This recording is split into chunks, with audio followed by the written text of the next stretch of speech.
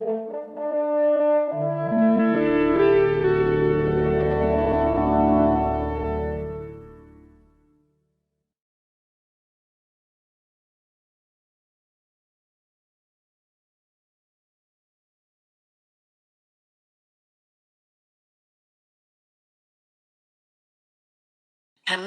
we are Gonzalo Hurgueta and Maraca. We got together to do a collaborative project, which would end up being called 83M80. Brainstorming, we realized that being born in 1989, we were part of the last generation that grew up without the internet. Living in times of such technological change, we started thinking about the influence that technology has on our craft, which is design. In order to have a better understanding of this, we went out seeking answers. But unlike most journeys, this one did not start in a quiet little town in the hills.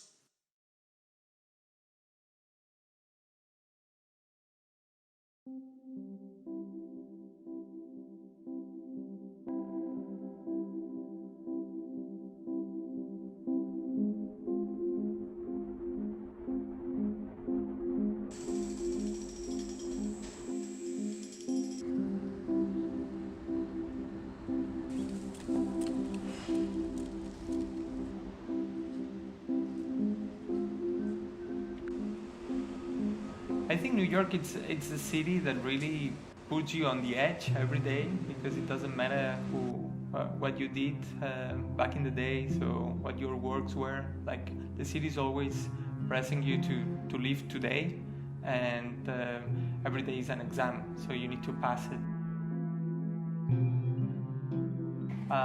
My name is Alex Trochut. I'm a graphic designer and illustrator working in New York.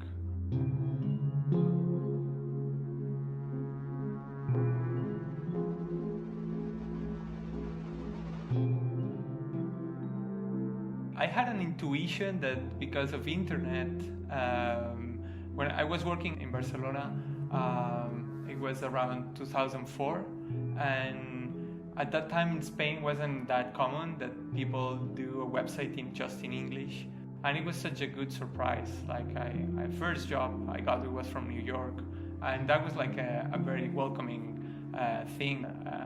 An agency that was just contacting me because of my work.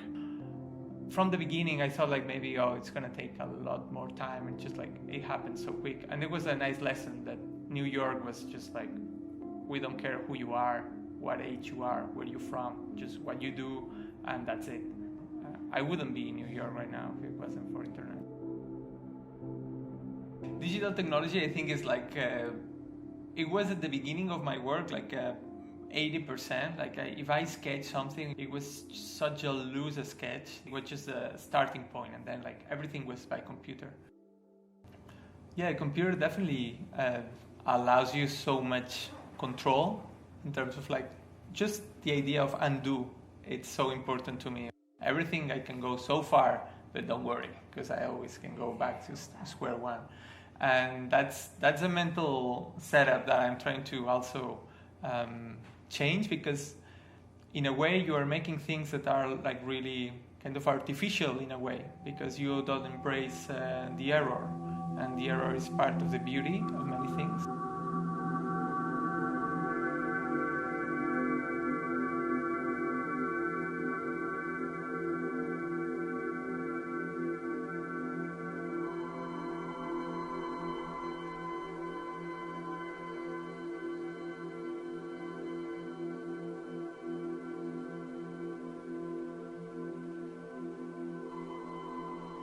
I was one of the kind of generation who was brought up around imperfect technology, and also saw how we've moved towards this trend of technology perfection, where the imperfections in the signal are eradicated nearly as soon as they exist. My name is Shay Moradi. I'm a digital product designer, and I work in the United Kingdom. Well, here we are in Tehran, the exciting capital of Iran. Well, I was originally born in Tehran. I remember my grandmother had a black and white TV, and this was the primary source of entertainment for the first few years of my life. My attention on media was very focused and intense, I reckon. The sort of imperfections that I remember seeing are kind of hardwired and ingrained into my brain. You're on air. We take you there. We take you back.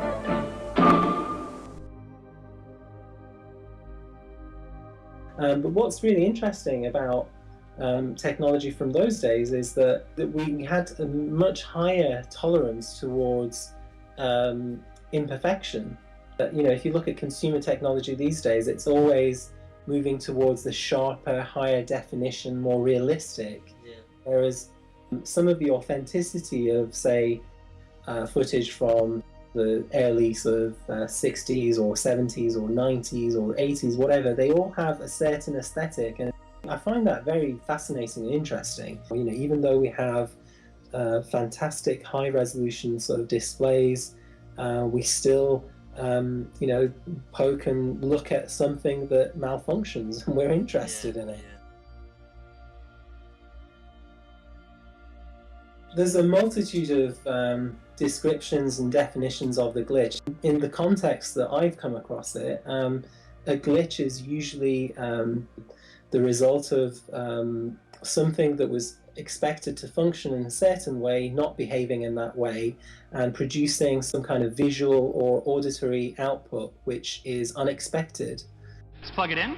It's going to say, hey, I see you've plugged in a new device, and it's going to load in the appropriate drivers. You'll notice that this scanner build, whoa.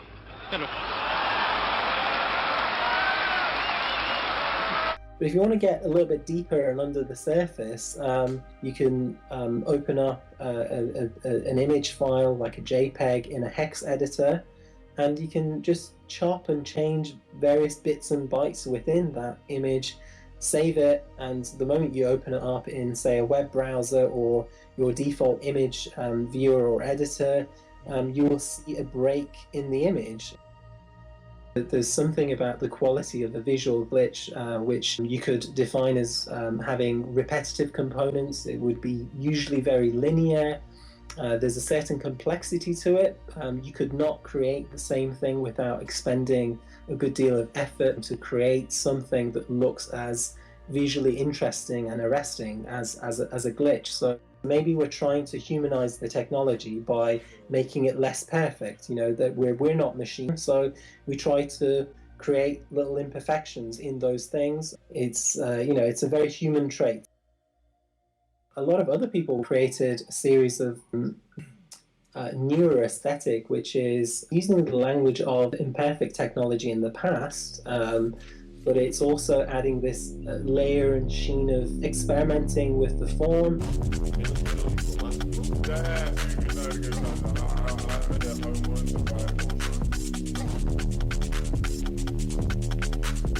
Si me glitch no es porque me sale un glitch en el ordenador. Yo que vengo de la pintura, no, yo quiero que esté perfecto. Si pudiera hacer como este hombre que pone un spray, está dirigido por el ordenador y te pinta una movida y está perfecto. O sea, si pudiera pintar así, pintaba así. Soy Felipe Pantone o Pantuan, pinto graffiti y de ahí pues con el tiempo me di cuenta de que podía decir más cosas aparte de poner mi nombre, ¿no? Como que empecé a hacer cuadros y más cosas y al final, no sé, creo que soy un poco artista, es una palabra que tampoco me representa demasiado. Soy pintor o algo así. En realidad me interesa, que es una cosa que me interesa mucho del graffiti, la velocidad, la universalidad, la omnipresencia, y la mejor manera de contarlo se me ocurre pues, con elementos que utilizo a menudo en mi trabajo. Y o sea, bebo del arte cinético, de un poco lo que os toca a vosotros, que es lo de los fallos de la informática. Bebo de internet, es un poco lo que es la mayor representación de estos momentos, ¿no? Que son súper rápidos, todo conectado. En realidad sí que tengo un complejo, porque si yo lo pudiera hacer, me lo hiciera todo un ordenador, daría igual, o debería ser así. Ahora estoy trabajando en este dibujo. Lo que hago es el contorno ese. No lo hago con un plotter de corte. Le quito la cuchilla, pego el boli con cinta de mascarar, lo aguanta y me hace todo el dibujo y ya está. Tiene sentido que yo esté una semana haciendo un dibujo muy complejo y en realidad conceptualmente me mola. Está dibujado a mano por una máquina.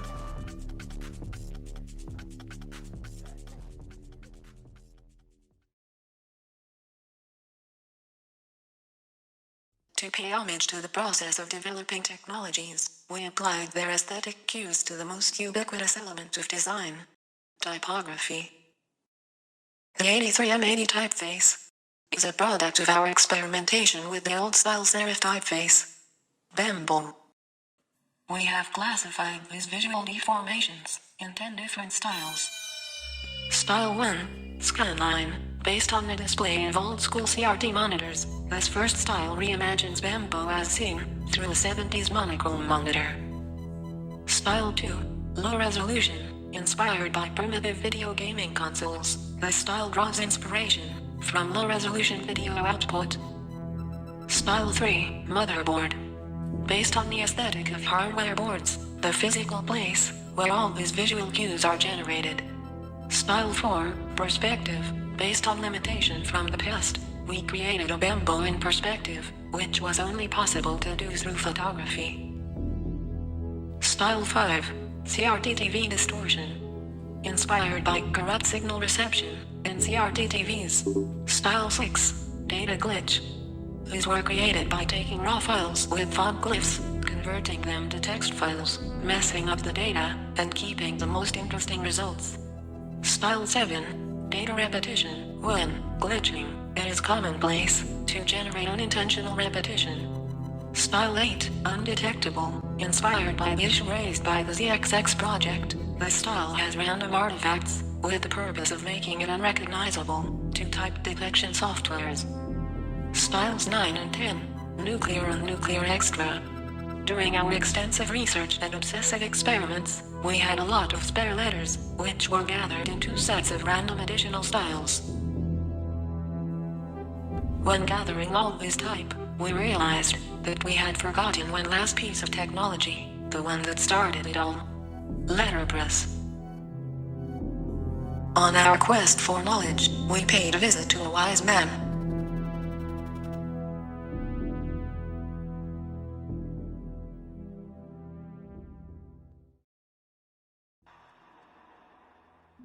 Back in the day, in early France, I've been told, you went to the castle, right?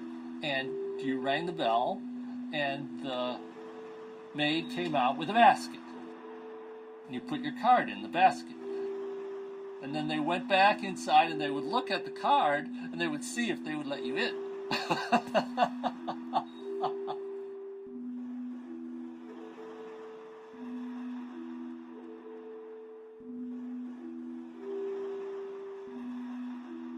I define myself as a letterpress printer, and I've been lucky enough and stubborn enough, I guess, and in the right location to be able to keep on doing that.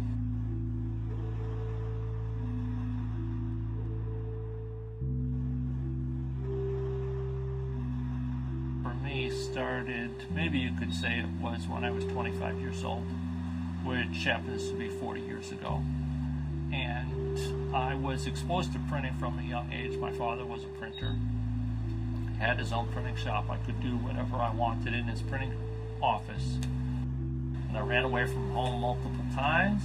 And I finally, in the mid-'80s, I came to New York. And I took my annuity money, which you should never touch in a million years. I took all my annuity money out, started to buy some presses in order to survive.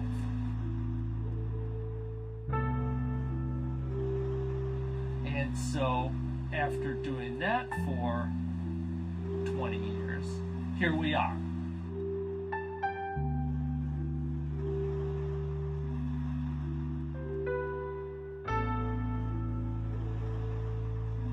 What is the value of letterpress printing? Why do people like it? why do people, and in my case, why do people buy it and allow me to, in the words of Bob Dylan, keep getting away with it.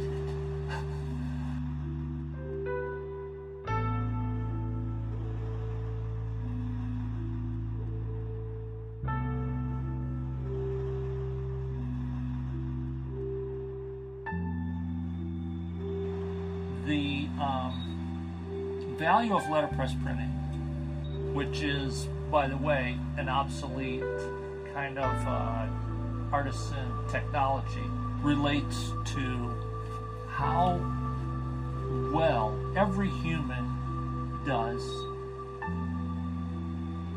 at least one certain activity, and that is how well we see. Letterpress printing puts down a three-dimensional image when it's pressed into the paper. Just the sheer quantity of graduation of light and shade and that variation that goes around all of the characters, and that doesn't sparkle like a diamond does, but it glows. Letterpress has been a love affair in the West since it was invented, and I think it's the highest quality.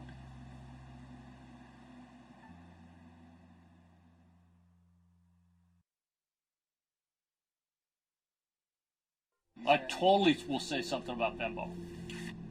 You've talked to me about the subject of Bembo, which nobody has, I don't think, in quite a while, because the modern incarnation of Bembo is just a shadow of its former self.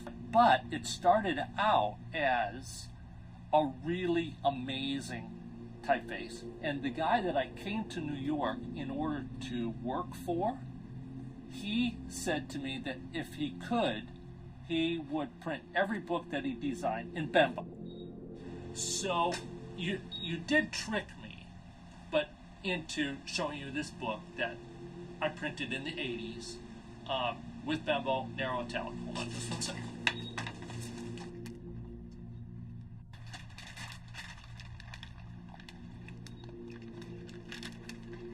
These books have been wrapped up since the 80s, and they're bound in, this is called box calf. You don't want to know what box calf is. It's the softest leather on the planet, right? See? There's 1989. So this is Bembo, 16-point Bembo narrow italic by Alfred Fairbank, the only typeface he ever did in his life. It's a typeface to completely fall in love with. The kind of typeface that you would want to print every epic book of your life in.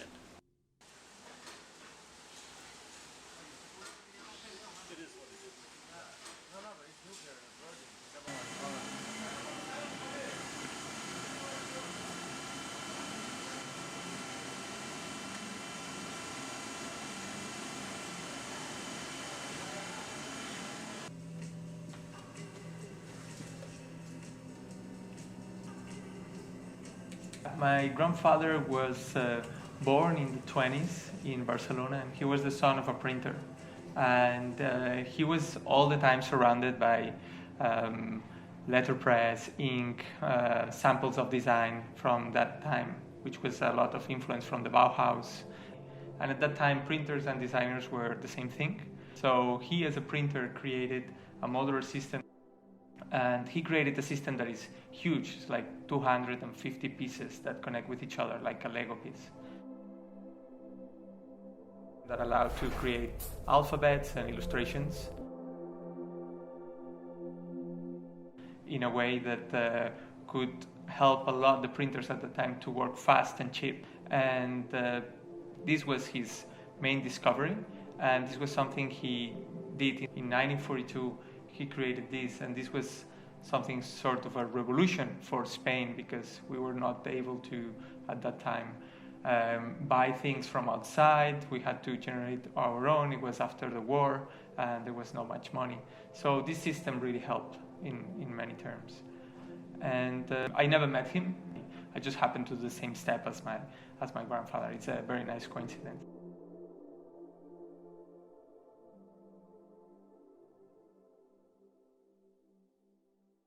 Back in the days, my grandfather, it took him only 20 years to do something really amazing, it's incredible. Somehow with new technologies, I feel like we're kind of subjected to the program. Que yo es que lo llevo diciendo unos años, digo, yo creo que Internet nos lleva a la liberación. O sea, creo que hay que ir más a tope que nunca, más que nada, porque tenemos los medios, que son tiempos, es todo líquido, nada sólido, ahora quieres hacer un trabajo que te escapa entre los dedos, quieres hacer una relación, ya, ¿sabes? Ya nada de eso de casarse, eso que es, me ayuda, ¿sabes? Como todo líquido y todo fluye, Internet es un poco lo que propicia esto de algún modo, o si no, lo que lo representa, ¿no? You have to get it before you get it. And if you're a total perfectionist, you don't get shit done. We're going really fast right now. Things expire way quicker, but just like the speed of it, it's just like demands a lot of change. Me parece súper positivo para la evolución de la humanidad, o sea, en general. O sea, creo que cualquier cosa va mucho más rápida, tío. Antes, para hacer cine, había que tener una producción millonaria para poder comprar todas las bobinas de celuloide, que valía una pasta. Y ahora tú tienes una 5D, un Mac, te haces una peli y la pones en YouTube, y si es válida, pues progresa y súper bien. Y eso va para adelante, tío, ya está. In a way, it's a form of media archaeology to be able to preserve the way things are glitching now for future generations who want to revisit this and try and recreate how we used to communicate in the past.